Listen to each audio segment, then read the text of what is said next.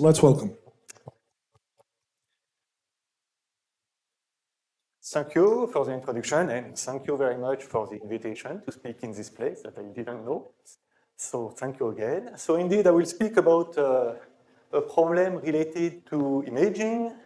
So this is a joint work with a few people, in particular Liliana Borchea, who recently moved to Columbia University, and two former students who now have positions somewhere else. So what is it about? So I want to speak about sensor array imaging. So what is it about? We want to image an unknown medium. So this medium can be a human body in medical imaging. That can be the Earth's crust.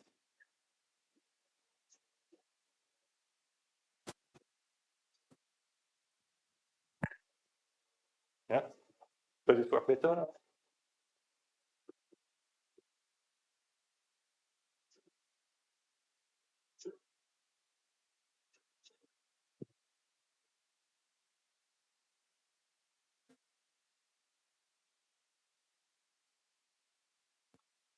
Let's see. I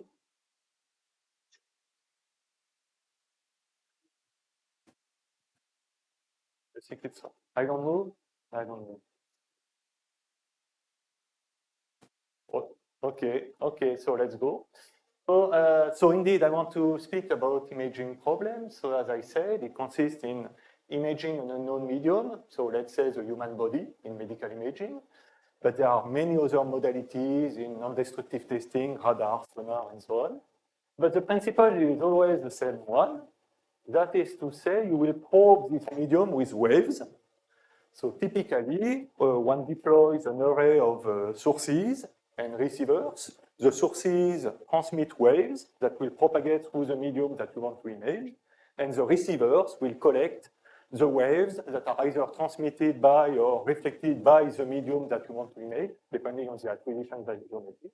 And then, after collecting all these signals by the receivers, you will process the signal to reconstruct what is inside the medium. So that's typically what you can see here on this picture. This is medical ultrasound echography that you have already experienced, I'm pretty sure.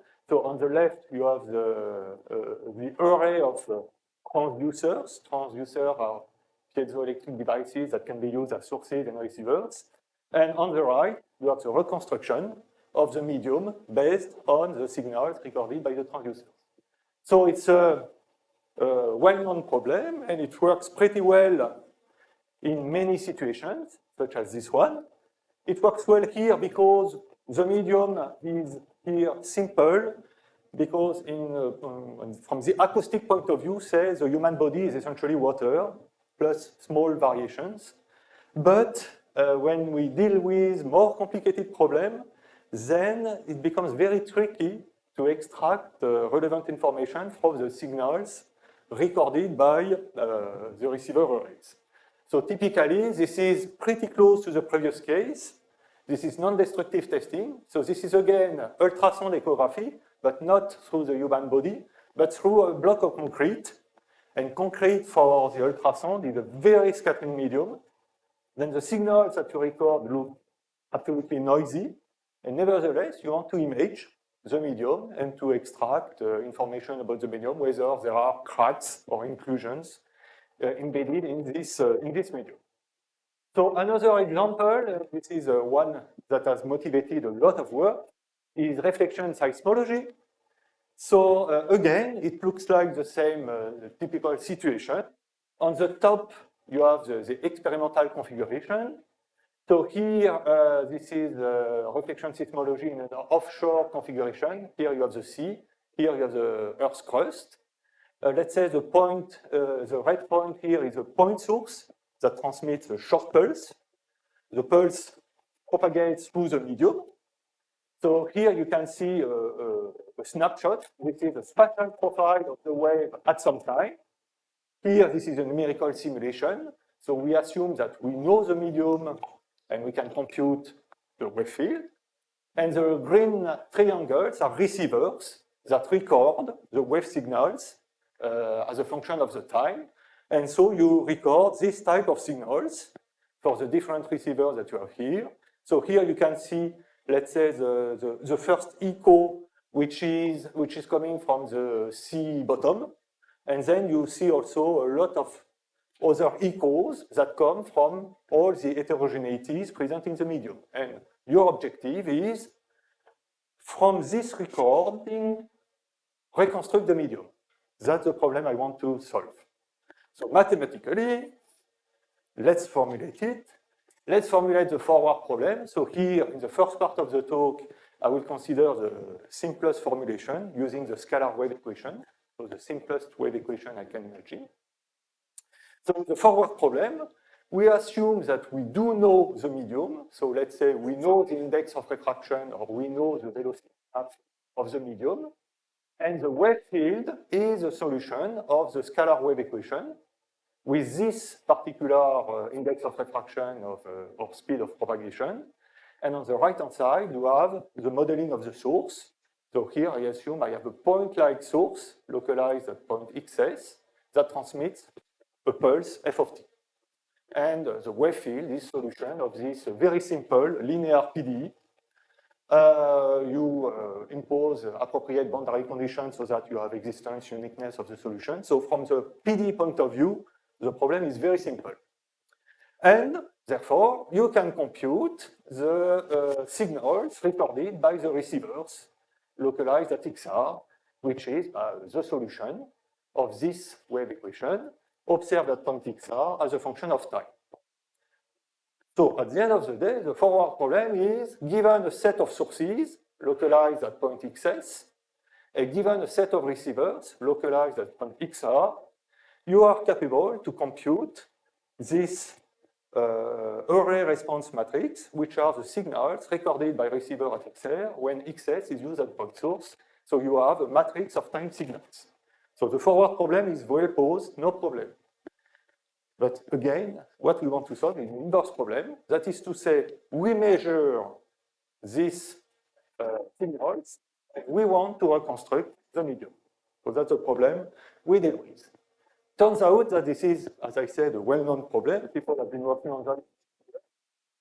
And the reference method is the so-called full waveform inversion, which consists in expressing this inverse problem as a big minimization problem, in which you will minimize an objective function here, which is just a quadratic misfit between the measured data and the data predicted by a forward model with a candidate velocity map C. And what you want to do is adjust the candidate velocity map C so that the synthetic data will match the measured data. And indeed, that makes sense. If the forward model that you use is correct, and if there is no additive noise, no noise at all, then by picking the true velocity map, you should have equality, so you should minimize this function. So that's trivial. So you have a lot of literature devoted to this problem. So you may say it's a least square minimization problem or PDE constraint minimization problem. So everybody tries to solve it by its favorite method, typically Newton, Gauss-Newton, steepest descent. You start with an initial guess, and you will minimize, with respect to the velocity map, the objective function. It turns out that it's not so simple. The problem looks simple, but to solve it is not simple, because this objective function is really a nightmare. Whatever the good property you may think at, this objective function does not have it. So it's not convex. It has many local minima, so it's a nightmare to minimize this objective function. So that's known. We will see a few examples. So what do people try to do? Well, typically, the first attempt, and it's still ongoing, consists in trying to regularize this minimization problem so that we may hope to get something that is more convex. So you will add a regularization term that hopefully will be such that the sum of the two will become more convex. And then you try all the possible regularization norms that you may think at, L2, L1, TV, I mean, any sparsity promoting norm, whatever. Well, In fact, that doesn't work. People still work on it, but it's not enough to make it a well-posed problem with a unique minimizer. Then people have tried, let's say, more or less, more empirical method. First, continuation, what they call continuation method. So in the time domain or in the frequency domain. So what is the time continuation method? It consists in saying, okay, I will not try to reconstruct the medium everywhere. I will just try to reconstruct the medium close to the receivers using only the early data, the data recorded at small times. That is to say, the waves are not propagated very deep into the medium, and you just want to reconstruct the first layer close to the receivers. Once you have done that, you will incorporate in the objective function longer time data, and so on, to reconstruct the second layer, and so on and so on. And you cross your finger to hope that you will get a nice answer. So people still work on it, doesn't work. You can do the same thing in the frequency domain. That is to say, you will not try to reconstruct the full velocity map, but first, let's say, a low frequency, a smooth version of it, using only the low frequency data that you have recorded. If you can do that, then you will use more and more high frequency data to try to reconstruct the velocity map with finer and finer spatial details. So that's what is called frequency hopping. Again, that doesn't work. Then recently, 10 years ago, approximately, people start to think about changing the norm. Here, we use an L2 norm, a quadratic misfit. People start thinking, maybe we can find something else. So they have tried many different norms, but one that was quite promising, say, is a series of norms related to optimal transport problem. Here are Wasserstein type distances.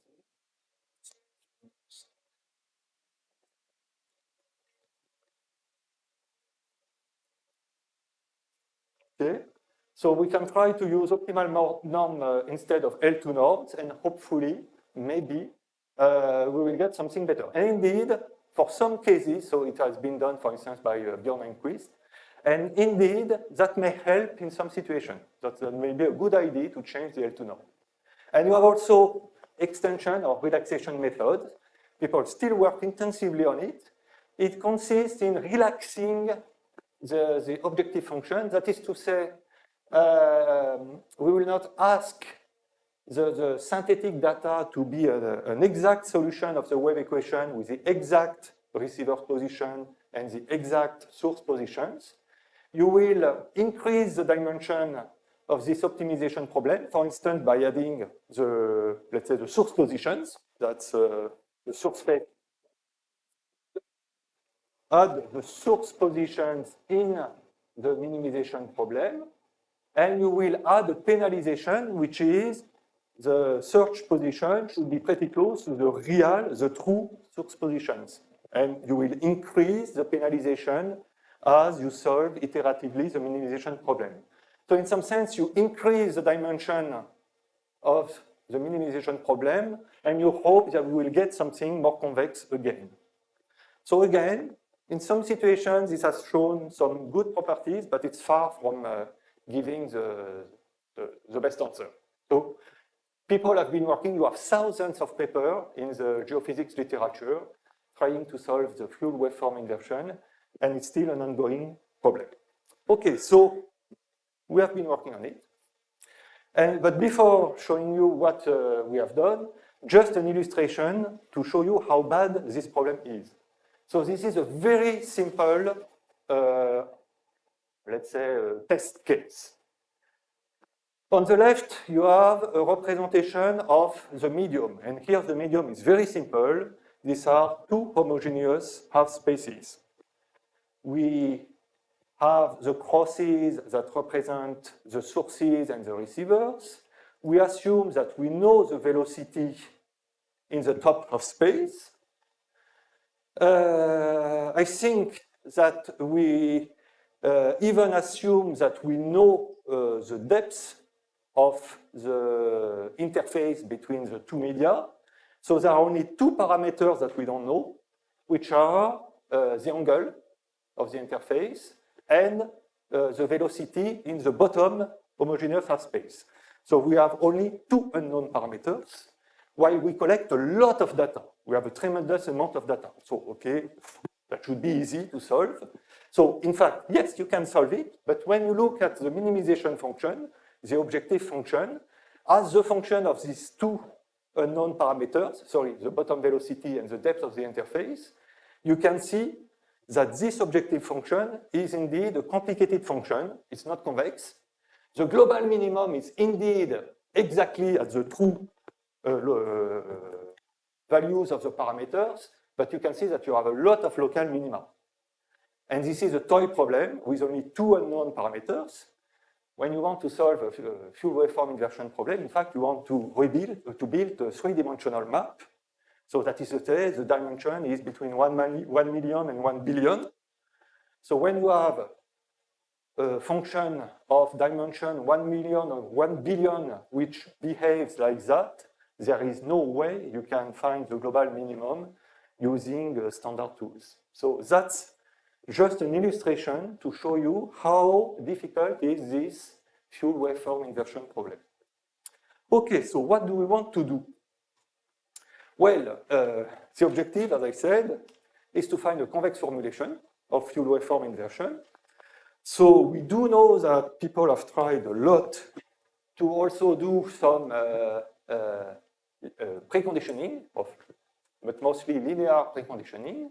And in fact, we will propose a new idea, a crazy idea, which at the end of the day looks like a nonlinear preconditioning.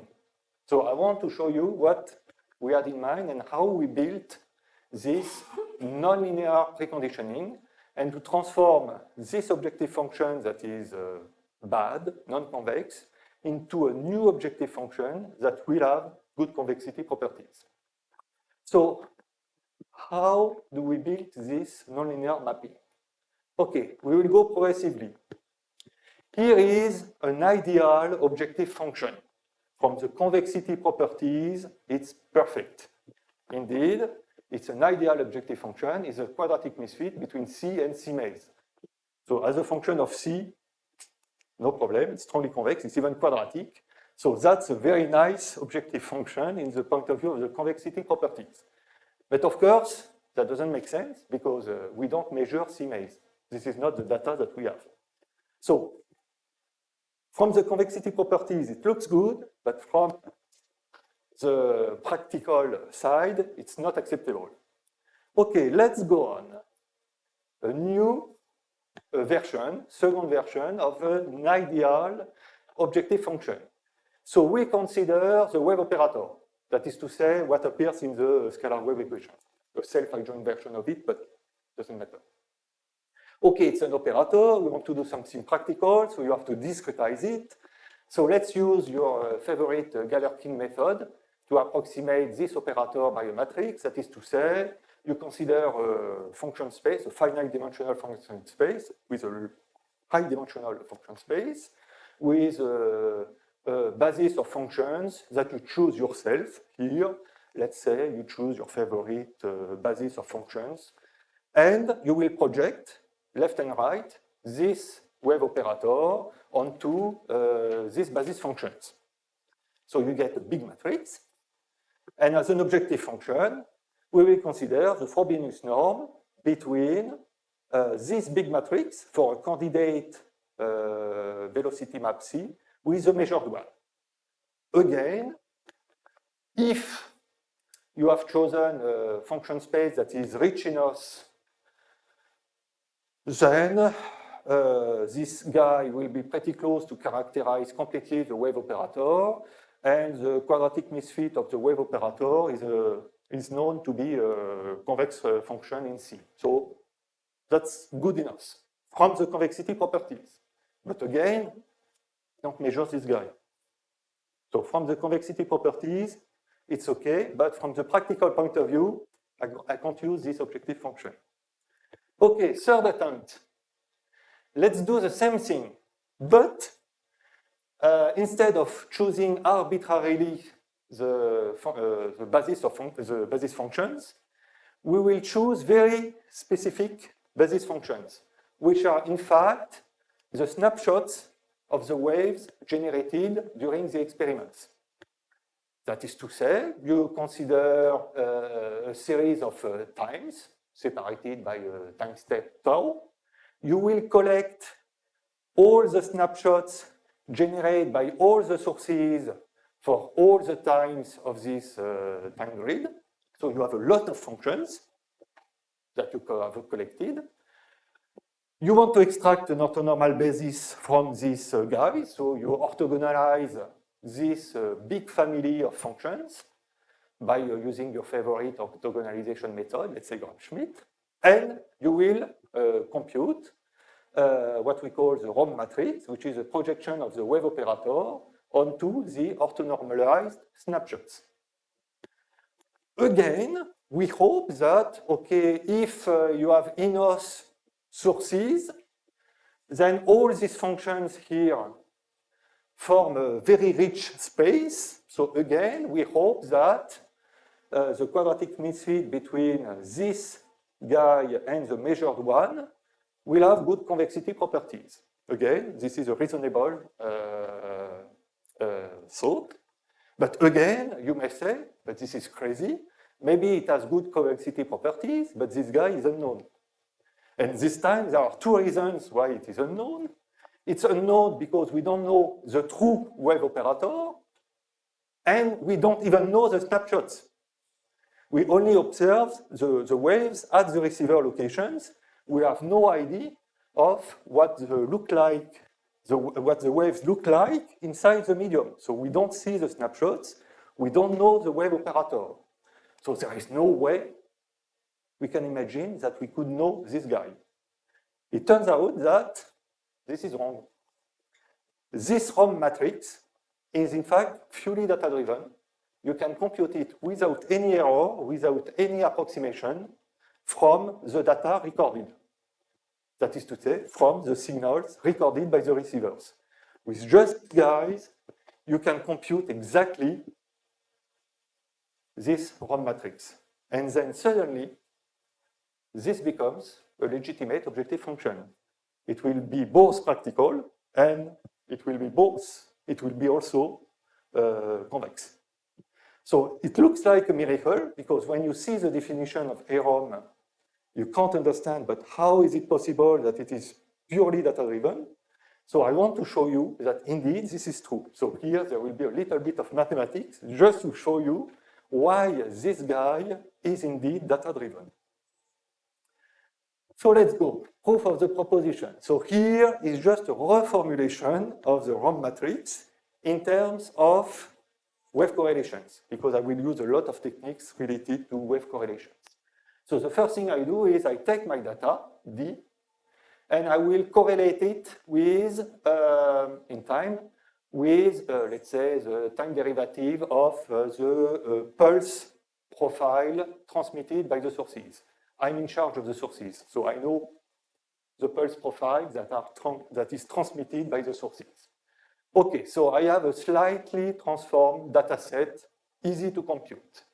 Then I want to express this new data set in terms of wave correlations. So here, it's in fact just an application of Duhamel principle.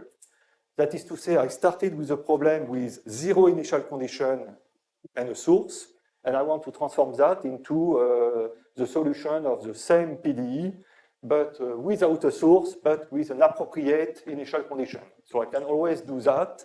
This is what I do here. I consider this guy without a source, but with an appropriate initial condition. And then, in fact, this guy here is nothing else but the correlation or the correlation between the snapshots of the wave at time t with the initial profile at time 0. Okay, so df is just that. Okay, let's go. Now I have to show that this AROM that I have introduced can be expressed in terms of df. So here I repeat the definition of the ROM matrix. So you consider a fixed time step, you choose it. I will explain later how to choose it, but here you choose it arbitrarily.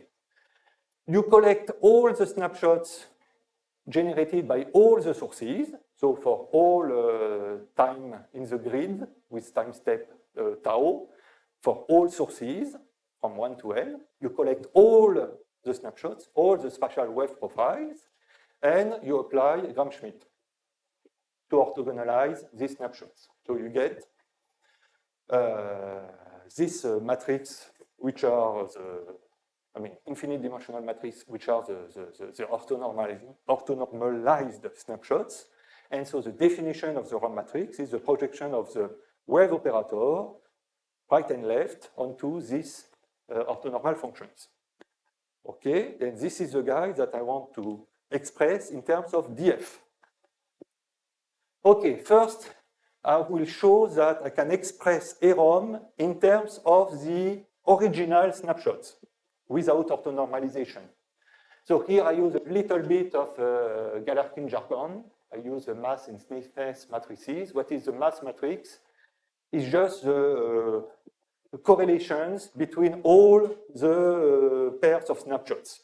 Not the normalized one, otherwise I would have the identity, but the unnormalized, the original snapshot. So this is the mass matrix, and the stiffness matrix is the same. This is, in fact, the projection of the wave operator onto the unnormalized snapshots.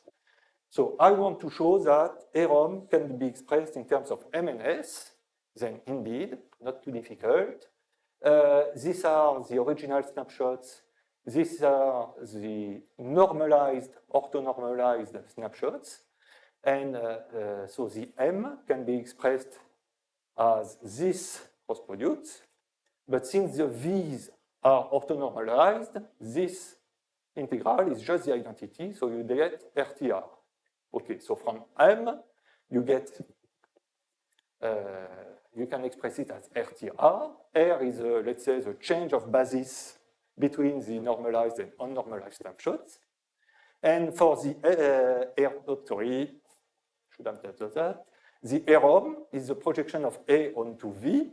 So you can express that as a projection of A onto U, the matrix S, times the R. So you have an expression of AROM in terms of S and R. So here, you have this expression of M in terms of R, and these are triangular matrices. So by Chotsky decomposition from M, you can extract R, and from the R and S, you can get the AROM. So indeed, AROM can be expressed in terms of the mass matrix and the stiffness matrix. So now all that remains to be done is to show that these two guys can be expressed in terms of the data, and then I will be done. So let's go. I take the mass matrix, M. So the mass matrix M, I take one element.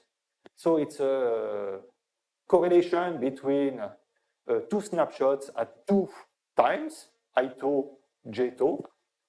I write this solution, the snapshot at time I tau in a symbolic form, but this is rigorous. You can write it using the correct expansion on two orthonormalized functions. So this is the expression, the formal expression of the snapshot at time I. This is the expression of the orthonormalized, of the unnormalized snapshot at time j, sorry. But I know that A is self-adjoint. So let's say this guy can be put on the other side. And then I use my favorite trigonometric formula, cos equal 1/2 of cos the sum plus cos difference. I get this. But now this is the snapshots at time I plus j. This is the snapshots at time I minus j, projected, correlated with the initial condition. But this is exactly df. So here you have the relationship between M and df. So from df, you can compute M. You can do the same thing with the stiffness matrix. So at the end of the day, AROM can be expressed in terms of df. So that's not a miracle. That follows from these simple calculations. So at the end of the day, you have an algorithm that shows you how from the measurement, D, you extract the aerom, again, without any error, without any approximation. This is true whatever the time step that you use, whatever the receiver position, whatever the source positions. You don't need any hypothesis to arrive at this expression of aerom in terms of the data. So now you have a legitimate objective function to solve the fuel waveform inversion problem, which is this one.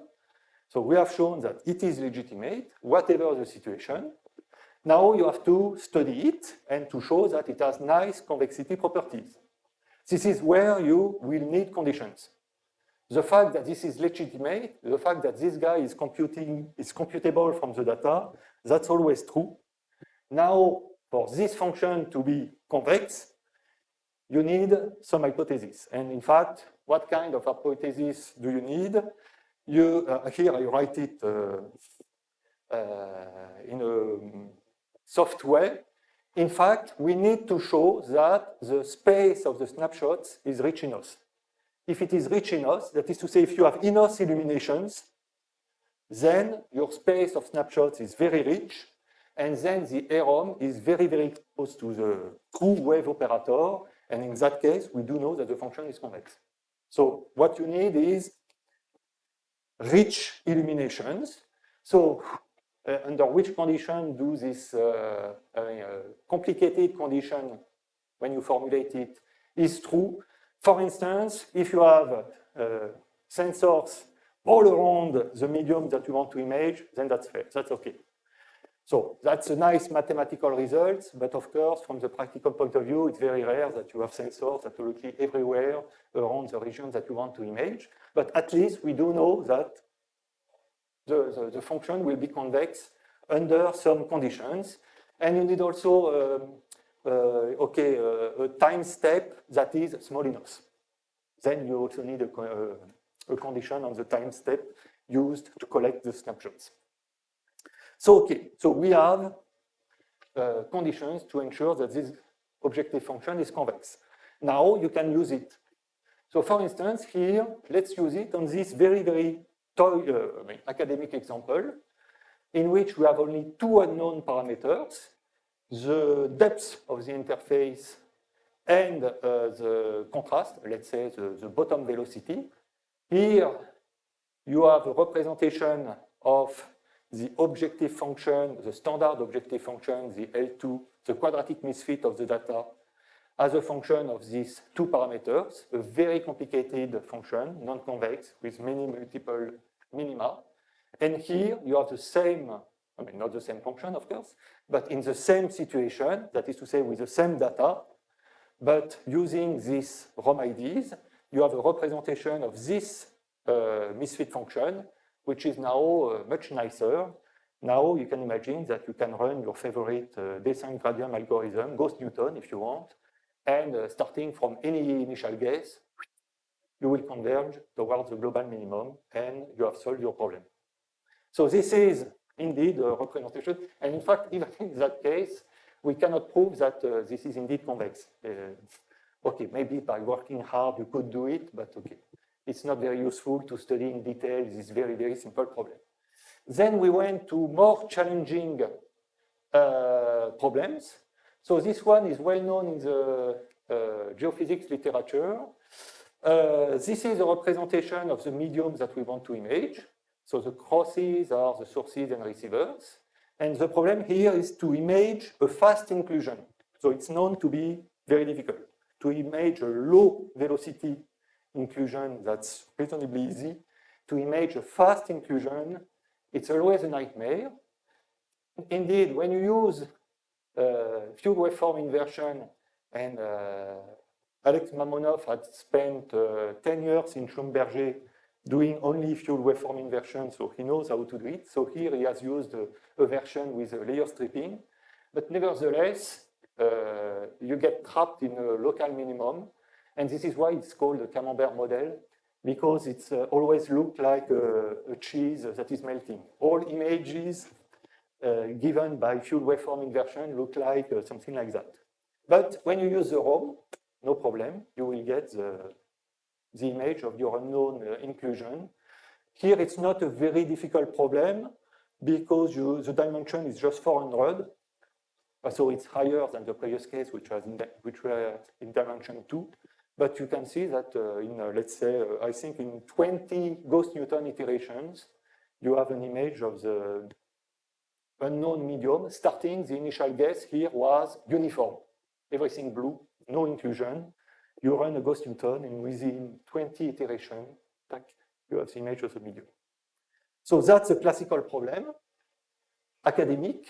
A more, let's say, close to industrial problem, it's a challenge by BP.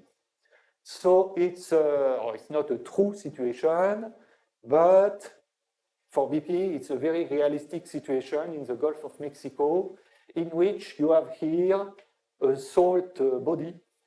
So the scales are in kilometers now. It's a salt body. So salt is fast for the elastic waves. For the elastic wave point of view, salt is very difficult. In fact, it really looks like this problem. That's the academic version. That's, let's say, the industrial version. But for a mathematician, they are very, very similar. So here I plot, nevertheless, the initial guess with which we start.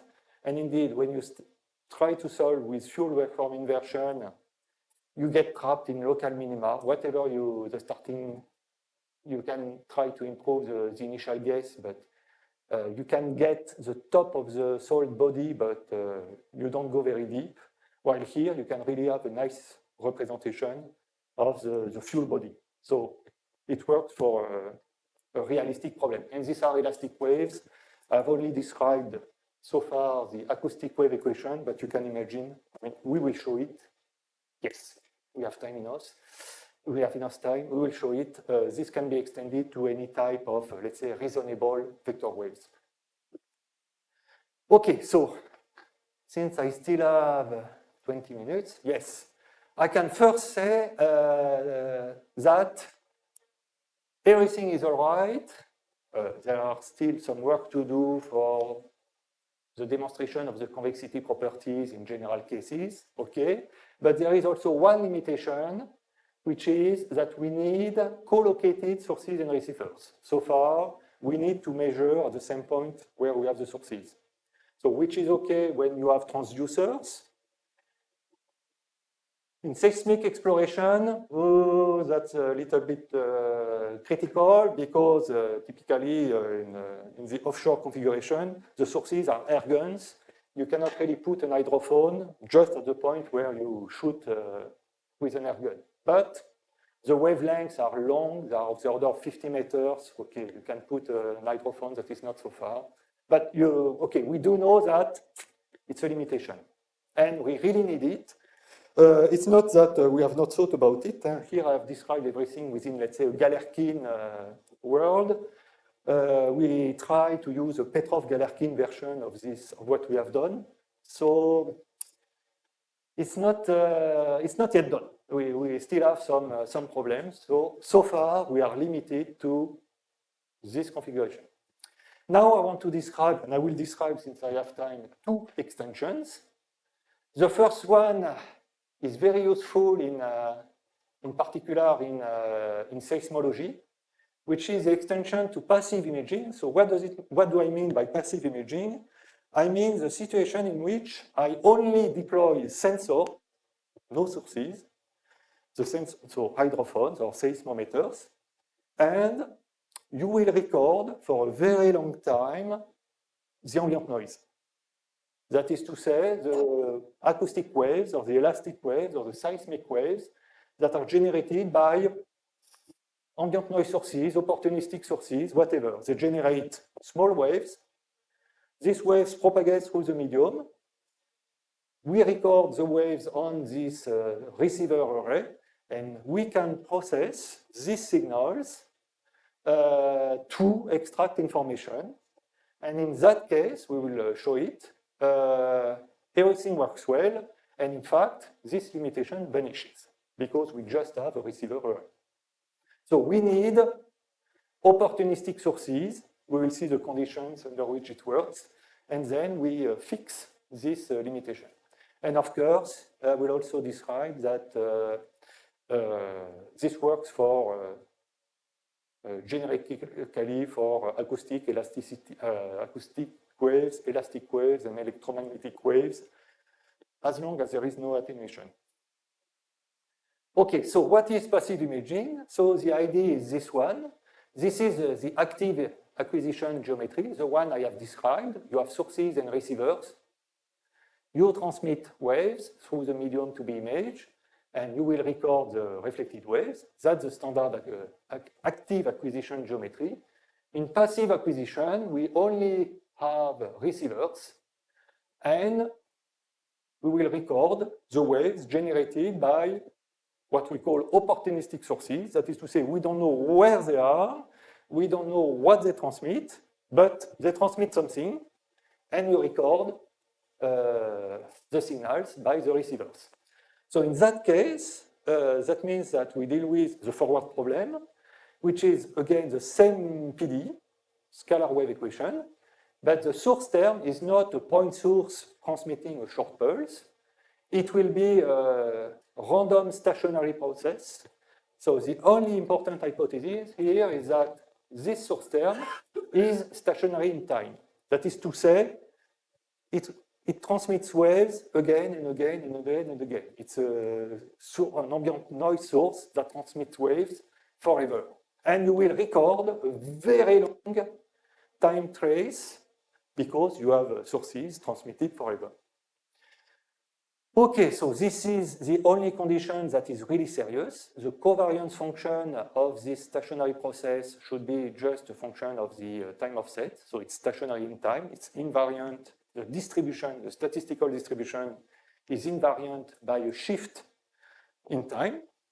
Here, to simplify a little bit the analysis, I will also assume that the sources are delta correlated in space.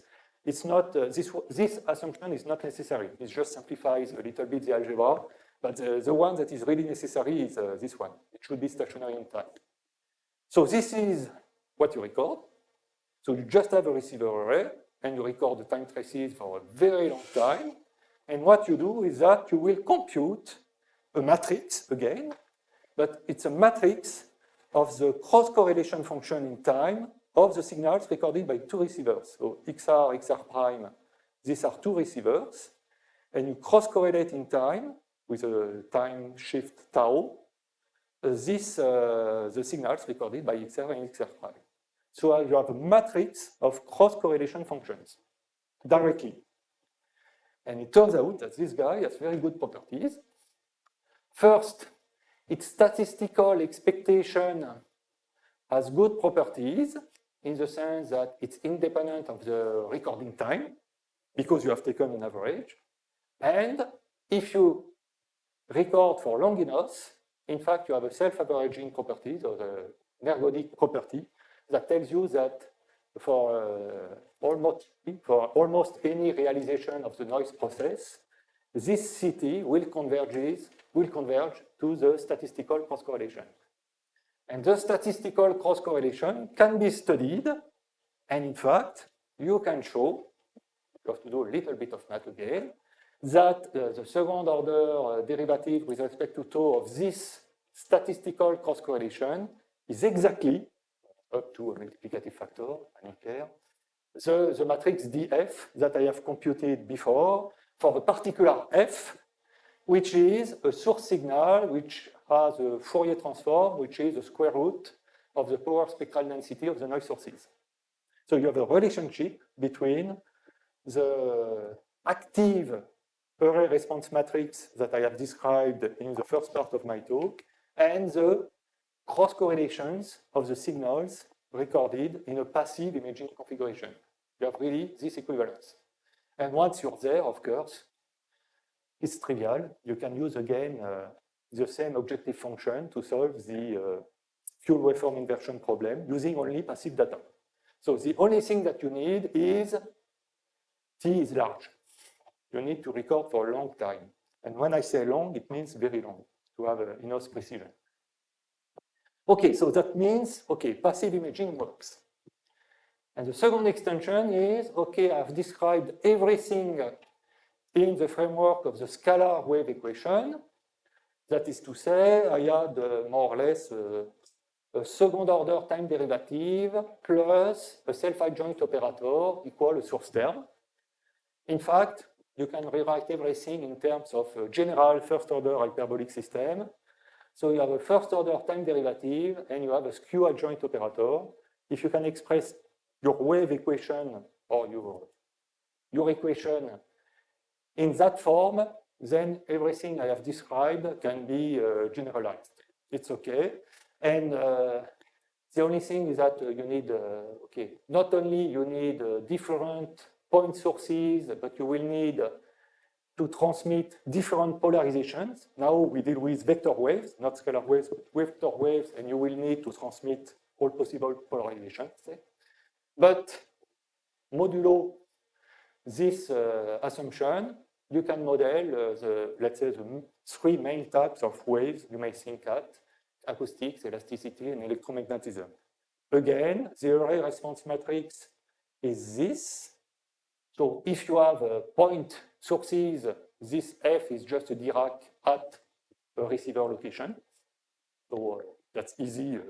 This is indeed the recorded signals. And again, we need collocated sources and receivers. That's again common to everything we have done so far. And you need to play with multiple polarizations, both in sources and in receptions. So when you do, for instance, electromagnetism, you need to have some clever antenna to be able to do that. But let's say from the mathematical point of view, no problem. And then, okay, then you can address all these type of equations, and in particular, you can do multi-parametric inversion. That is to say, not only infer the velocity map, but whatever parameters that can model the medium. So for instance, you can even revisit the acoustic wave equation. The acoustic wave equation can be written as a first order hyperbolic system. And now I can even distinguish two types of medium parameters. So let's say if this is acoustic, this is the density of the medium, and this is the bulk modulus. So you have two parameters to infer now, and you will be able to infer, to estimate, to extract these two parameters as a function of space inside the medium, given data collected by an array of sources and receivers. So all these points can be used as sources and receivers, and you need to transmit all types and receive all types of polarization. And then you will be able to image what happens in the middle. So indeed, it fits into the general hyperbolic form. You have to introduce the psi epsilon, that is a combination of the velocity field and pressure field with a correct normalization and a particular source state. Okay, and this is a skew adjoint operator L that you have here. Okay, now we can solve, for instance, this type of problem. So it's not yet perfect because this is very recent, but this is a situation in which this is the medium, the true medium. The crosses are again the sources and receivers, and the medium has, let's say, two inclusions. One that has a contrast in C but not in ρ, this one, and this inclusion that has a contrast in ρ but not in C. And we would like to have an image that is correct, that is to say that does not mix the two parameters. When you do FWI, that's not very good. FWI has, you can see it mixes a little bit. You can image the two inclusions, but from this image, okay, you can see that the density contrast here has been identified as a velocity contrast and the other way around. When you do ROM, it's a little bit better. It's not perfect. You still have a little bit of crosstalk, but you have a much better, I would say, identification of the two parameters of the medium. So it's just to say, you can go to vector waves. Okay, so conclusions. So this is a new, let's say, way to approach this classical problem, this sensor array imaging problem, with this idea that this ROM that we have introduced is an approximation of the wave operator on a space defined by the orthonormalized snapshots of the wave field. That seems a crazy idea because we don't know the wave operator, we don't know the snapshots, but nevertheless, you can compute the projection of the wave operator onto the orthonormalized snapshots from the data. So that's the key. From that, you can move forward and study this new objective function. So then you can formulate a velocity estimation algorithm in the sense that the objective function is a quadratic Roman fit, and you have seen it works quite well. And you can extend that to passive imaging. That's good for seismology. And to any type of vector waves that can be good to go from acoustic and elasticity to electromagnetism.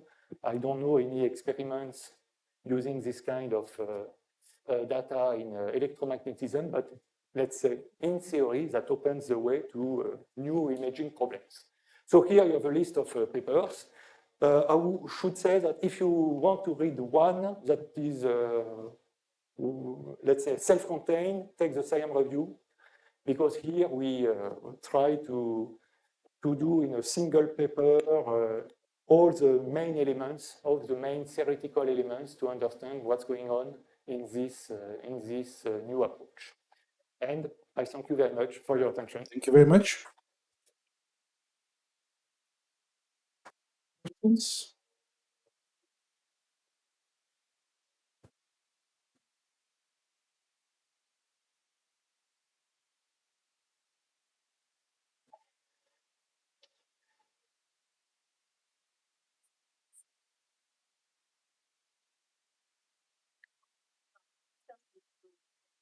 This one? So,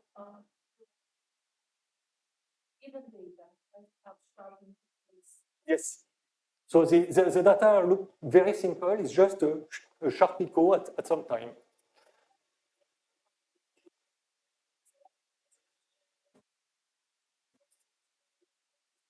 Yeah. No, it's the same thing. No, this situation is well known. It's in the geophysics jargon, it's called the cycle keeping issue. It's really the fact that you have waves, so they are oscillating. And when you try to match, let's say, wave profiles, you can see if you have the measured data that looks like an oscillatory wave and the synthetic data that looks like an oscillatory wave. When you do a quadratic misfit, you see you need to jump suddenly from, okay, maybe, no, yes, yes, yes, yes. Let's say, up. Let's say you may have, let's say, a wave profile that looks like something like that. That's the measured data. One piece, one source, one receiver that measures that. And then you will try to match that with another function. And if you try a local minimization, let's say this will correspond to a local minimum, because when you move that a little bit, you will be, the phases will not match, and you will get a very strong difference between this and this. That's why people thought that optimal transport could be good to do the matching. But here, it's very bad. And the fact that the interface is sharp or, let's say, smooth will not change this kinematic issue. You have this problem that you need to convince him to go through several local minima. So that's, on this picture, it's easy because it's one-dimensional, but again, you have to imagine that you have this situation in a very, very large dimensional space. No, sharp or smooth, that will not change anything to this picture with many local minima everywhere.